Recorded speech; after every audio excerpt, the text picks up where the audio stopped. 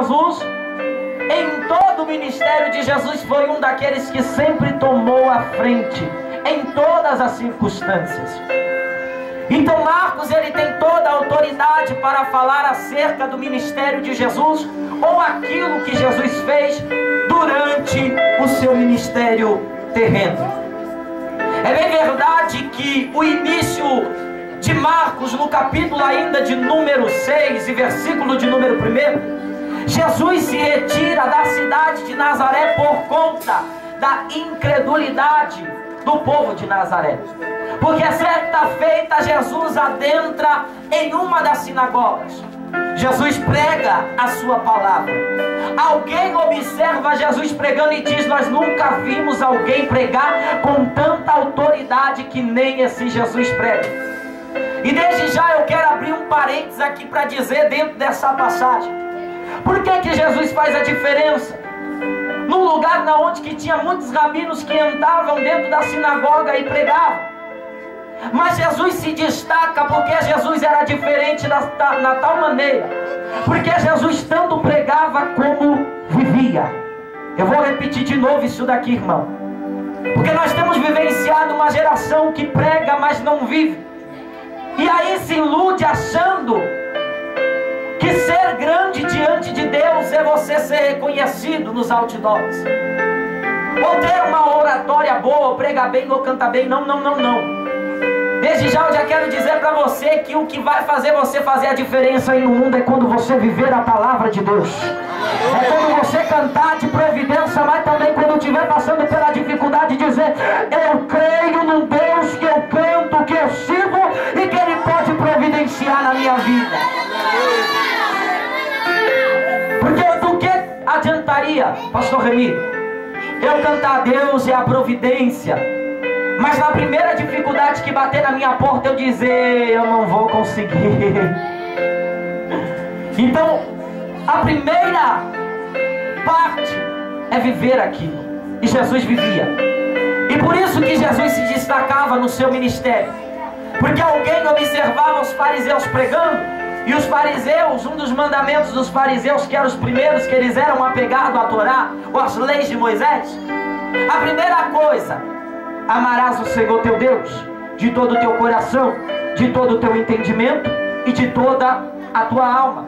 E qual era o segundo? Amarás o teu próximo como a ti mesmo.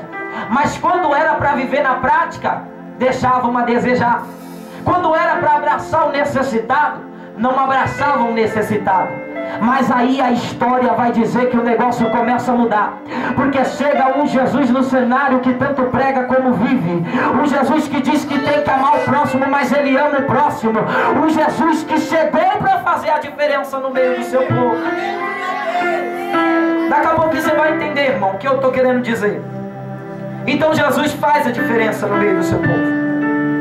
No capítulo de número 6 ainda, e versículo de número 14, a Bíblia vai dizer que agora o profeta muito conhecido por todos nós, João Batista, perde a sua vida por amor à palavra.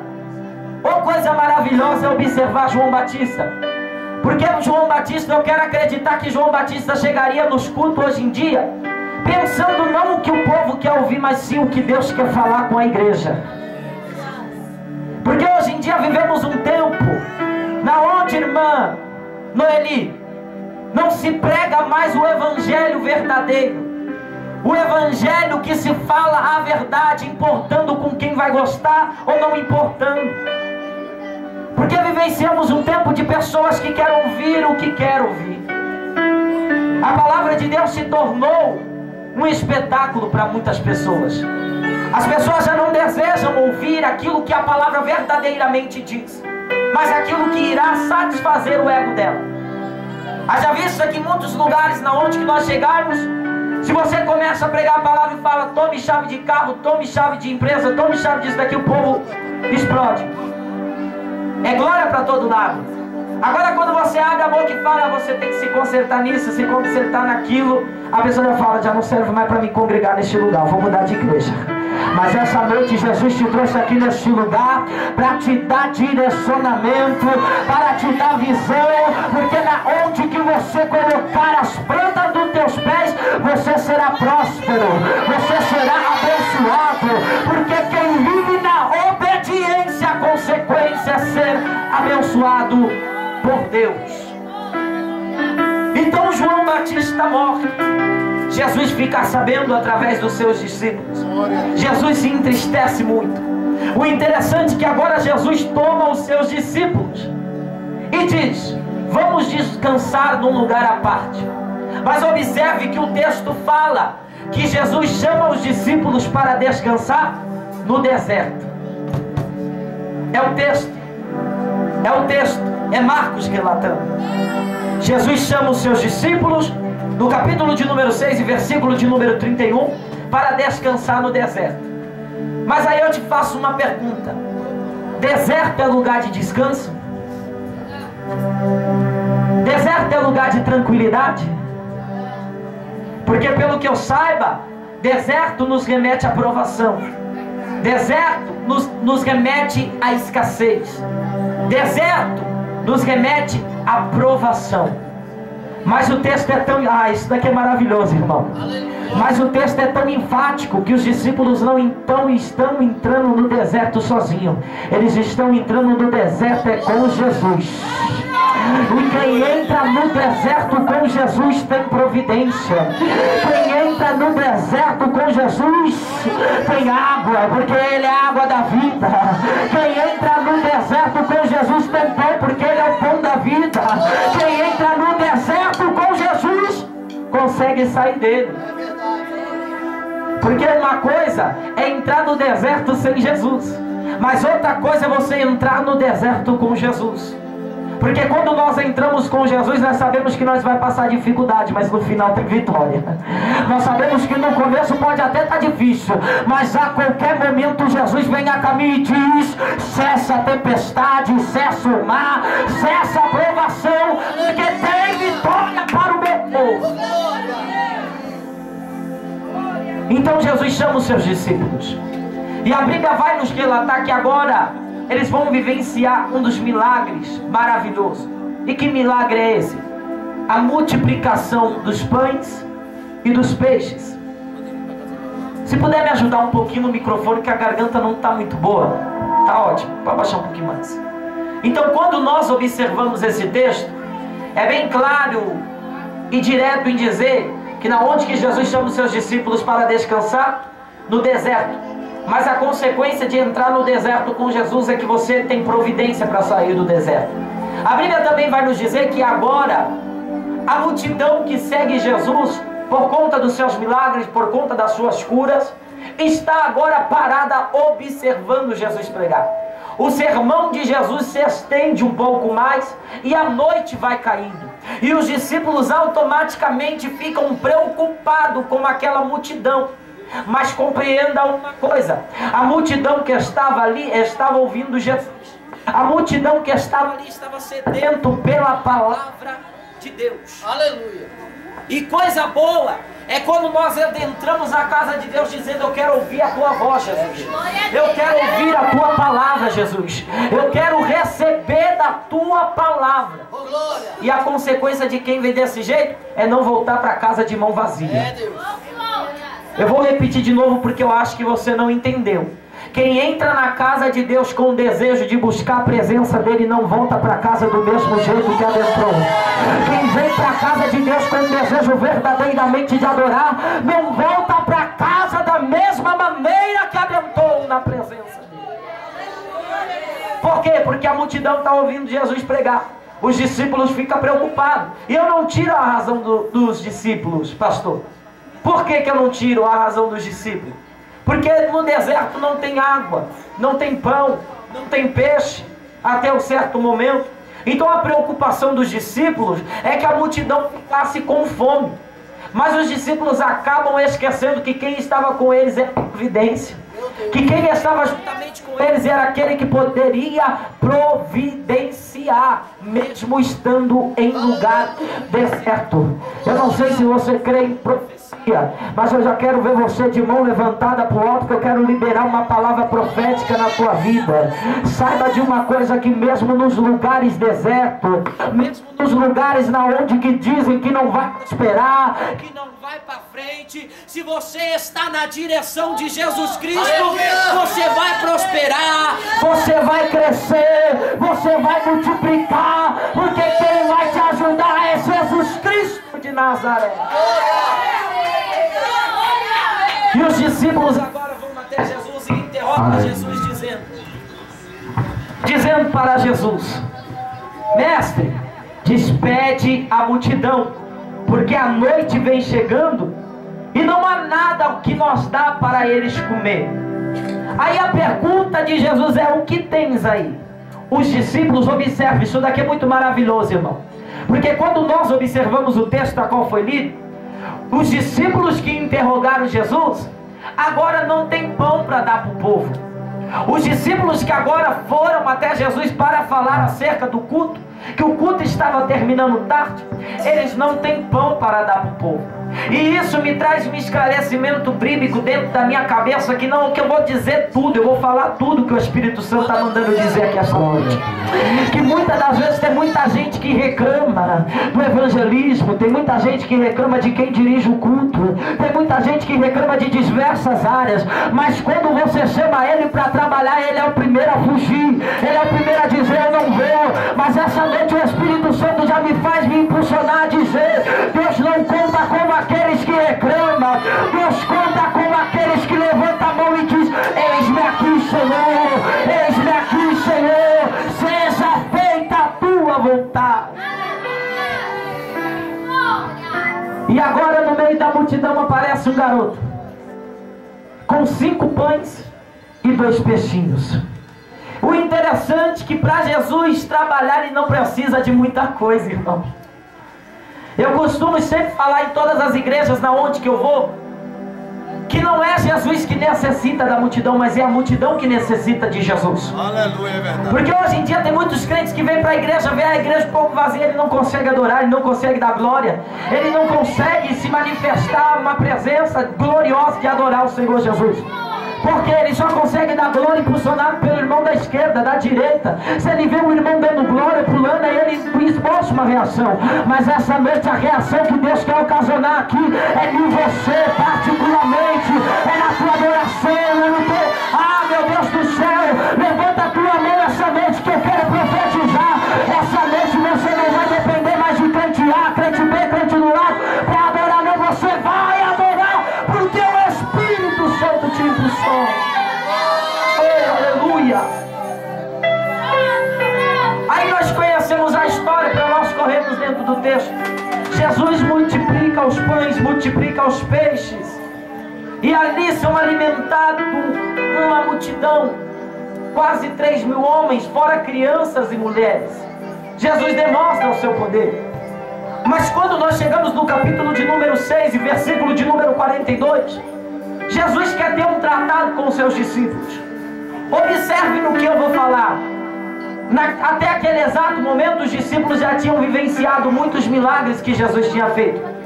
Jesus tinha expulsado espíritos malignos, Jesus tinha curado enfermidades, Jesus já tinha transformado a água em vinho.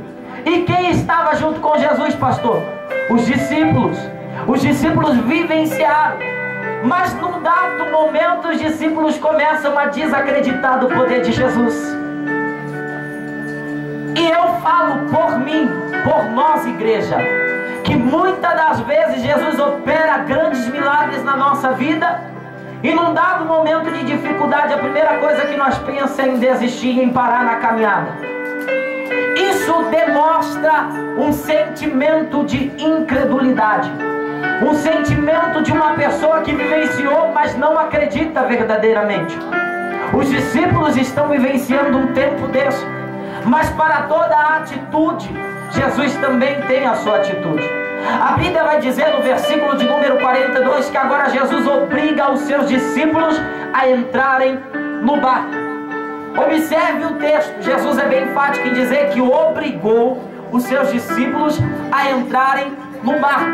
Não precisa ser muito intelectual para compreender isso que eu estou dizendo. Porque a palavra obrigar é não dar chance para a pessoa de retorno, de dizer que não vai fazer. Para nós que somos pais, eu sou pai de uma menina e um menino. Quando eu falo com meus filhos, eu falo, ó, não vai. Pronto e acabou. É uma ordem expressa que eu estou dando para eles, sem chance de retorno. Jesus agora está dizendo para os seus discípulos: entrem no barco. Obrigou os seus discípulos a entrarem no barco. O momento que os discípulos estão vivenciando não é o único momento, porque no capítulo de número 8, versículo de número 24 de Mateus, a Bíblia vai nos falar que os discípulos já tinham entrado uma vez no barco. Mas observe, em Mateus, os discípulos adentraram no barco, mas adentraram com Jesus.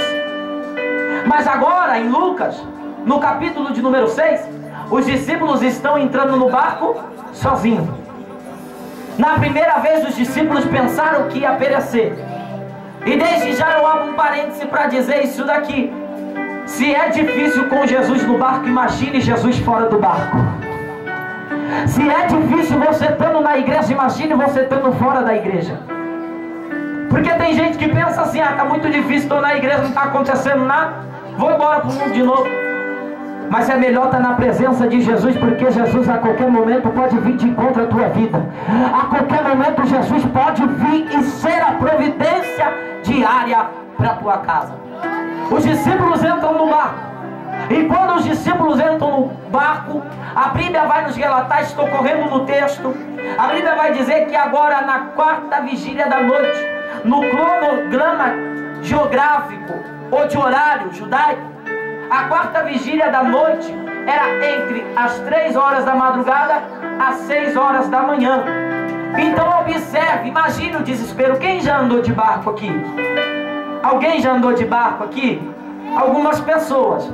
De dia, já não dá medo quando você já não vê mais terra? Quando você já não vê um lugar que você possa descer e andar? Já dá uma aflição. Agora imagine 3 horas da madrugada, o medo que os discípulos estavam. Mas aí eu quero dizer uma coisa aqui. Isso daqui é fácil para pegar.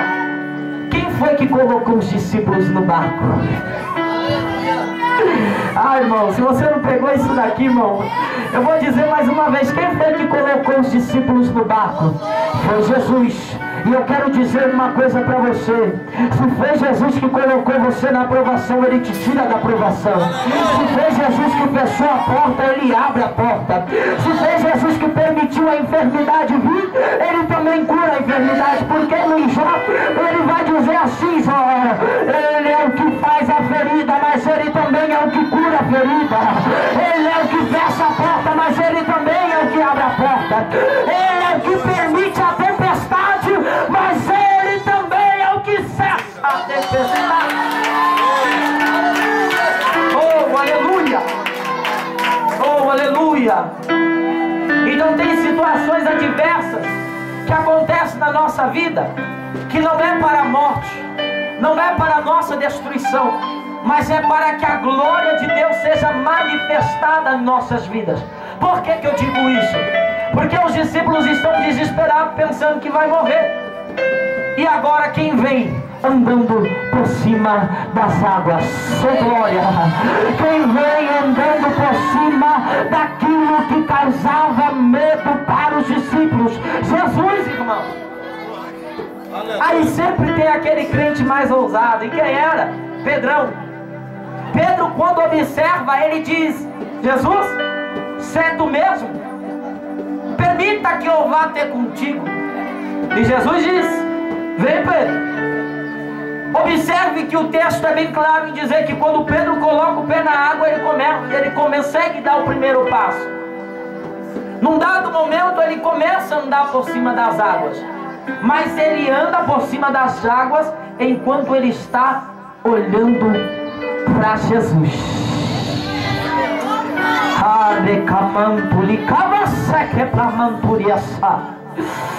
Enquanto está olhando para Jesus, permanece de pé. Enquanto está com os olhos fitos em Jesus, não tem tempo para fofocar. Eu vou dizer: enquanto está com os olhos fitos em Jesus, não tem tempo para pecar, não tem tempo para falar mal do pastor, não tem tempo para falar mal da missionária, não tem tempo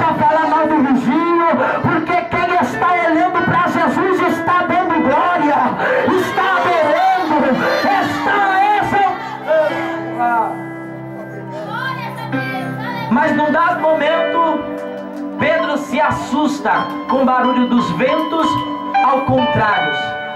E quando Pedro tira os olhos de Jesus, a consequência é afundar. Observe, irmão, isso daqui não precisa ser muito intelectual para compreender isso daqui. Por que que o apóstolo Paulo disse? Olhando para o autor e consumador da nossa fé. Porque o homem é falho. O homem muitas das vezes promete coisas para você e não cumpre.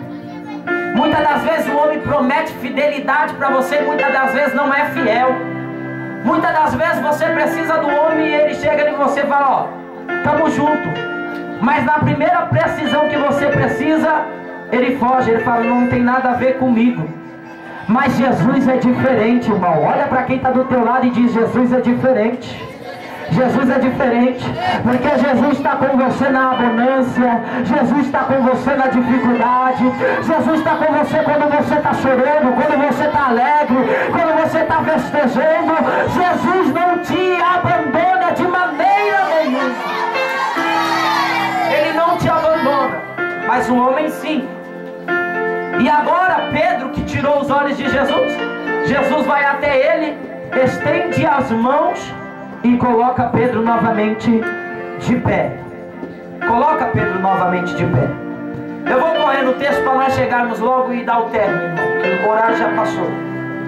Quando nós chegamos no capítulo de número 7, versículo de número 1 e versículo de número 2 a seguir, a Bíblia vai dizer que agora Jesus chega na cidade de Decápolis, que é na onde que Jesus vai operar este grande milagre, onde ele vai dizer Efatá.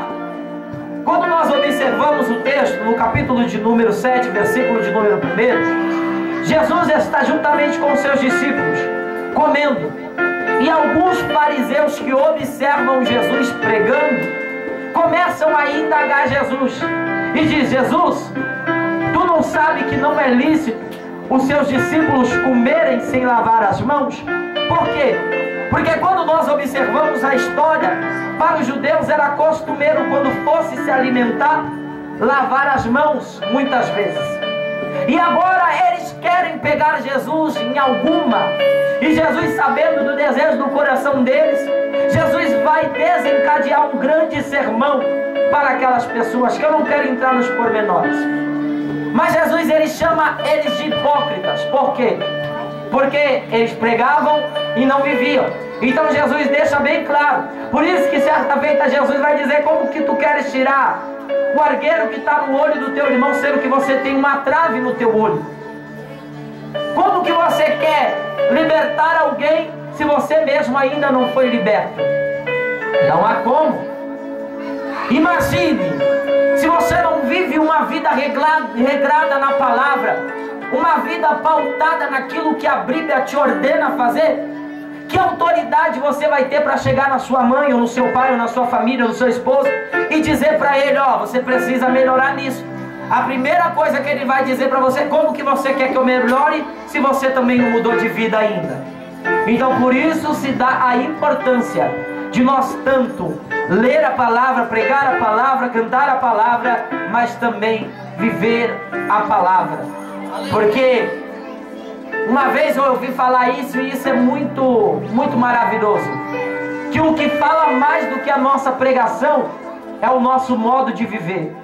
O que fala muito mais do que o nosso sermão é o que nós demonstramos para a humanidade aí fora. É bem verdade que Jesus disse bem assim: sereis conhecidos como os meus discípulos quando amardes uns aos outros.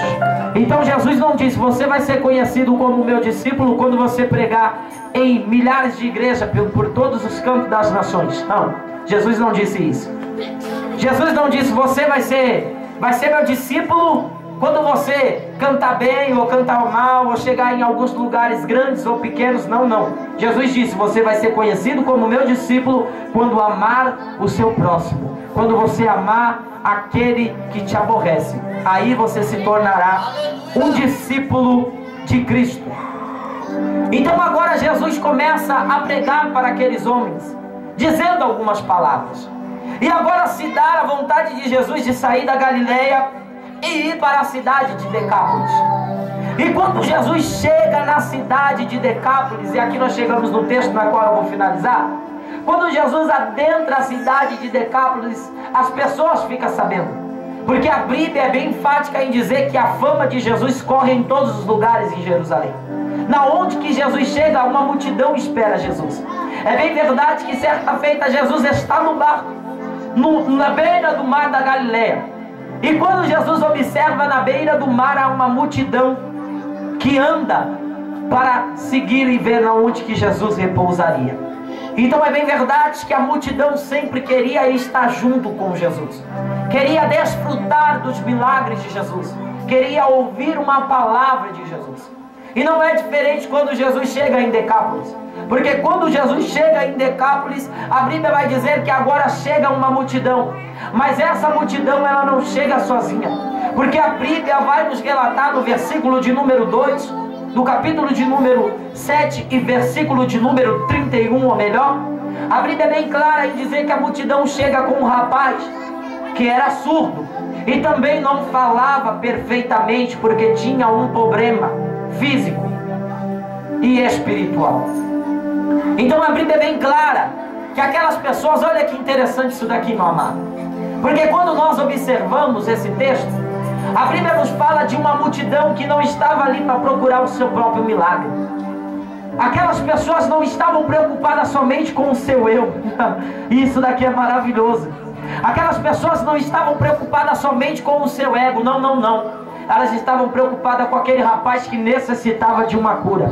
E coisa maravilhosa é crente que diz: não é só eu que tenho que desfrutar dessa salvação, mas eu tenho que compartilhar com o meu vizinho, eu tenho que compartilhar com a minha mãe, eu tenho que compartilhar com o meu irmão. Ele não quer ser somente salvo sozinho, mas ele também quer que o céu seja povoado com muitas pessoas. E a Bíblia vai nos relatar que agora eles levam até Jesus esse rapaz. Pode se colocar de pé em nome de Jesus, que aqui eu vou terminar essa mensagem. Agora eles levam esse rapaz que tinha uma dificuldade que o limitava até Jesus.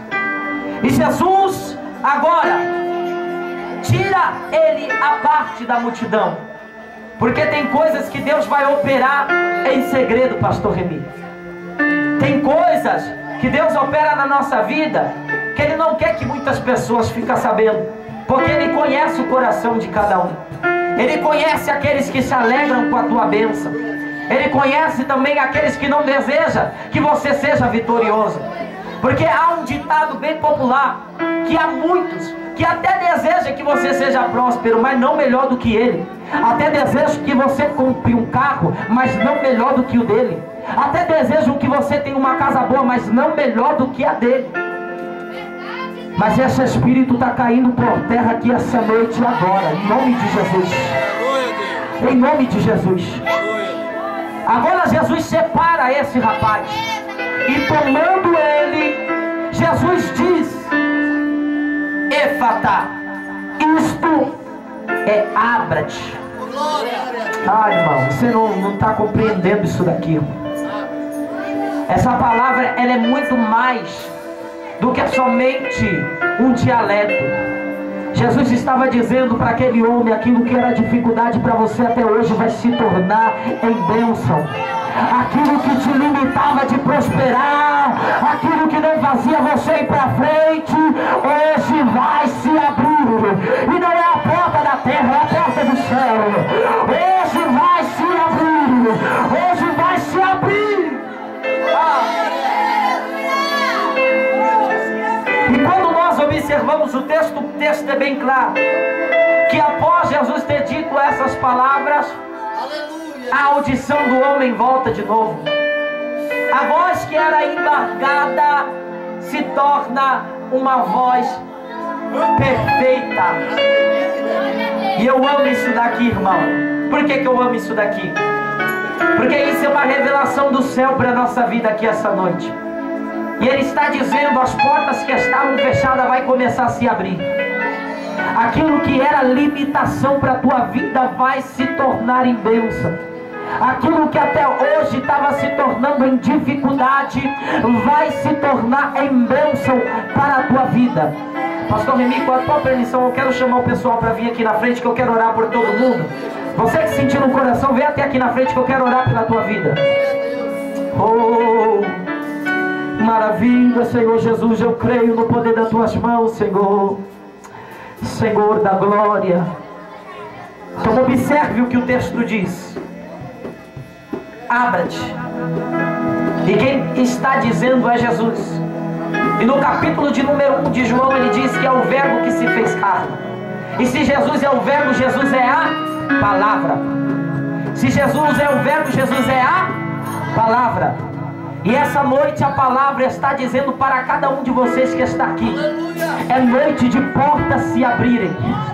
É noite de coisas que limitavam vocês de alcançar a presença de Deus, alcançarem o objetivo que vocês têm. É noite de se abrir. É noite de se abrir. Oh, aleluia. Feche teus olhos que eu quero orar por vocês.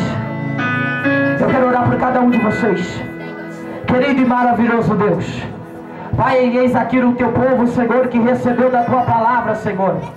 Pai, que a tua palavra possa, meu Pai, criar frutos no coração de cada um deles, meu Pai. Que aquilo que causava limitações aos teus filhos, meu Pai, que a partir dessa noite, meu Pai, conforme a tua palavra foi ministrada, meu Senhor, possa haver uma reviravolta, Senhor. Pai, se é na porta de emprego, que se abra a porta de emprego, meu Pai. Se é na libertação, Senhor, de algum parente, meu Pai, que a porta da libertação seja aberta, meu Pai. Se é, meu Senhor, uma aquisição financeira que teus filhos necessitam, precisam, meu Senhor, eu acredito no poder das tuas mãos, meu Pai. Eu acredito que o Senhor pode operar aquilo que está além da minha capacidade humana de compreender, meu Senhor. Eu creio, meu Pai, que o Senhor pode ir além das fronteiras, meu Pai. Que o Senhor pode, meu Pai, operar aquilo que está além da minha capacidade humana de compreender, meu Senhor.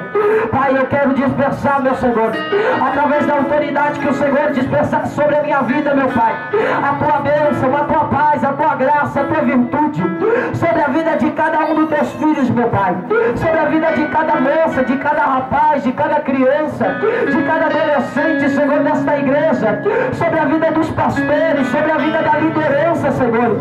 Que essa igreja venha a ser uma igreja próspera, que essa igreja venha a crescer a cada dia, meu Pai, que essa igreja venha a desfrutar da plenitude do teu Espírito Santo a cada momento e a cada hora, Senhor. Eu quero te pedir todas essas coisas, Senhor, crendo plenamente que o Senhor é poderoso para fazer tudo isso e muito mais daquilo que vai além da minha capacidade humana de compreender.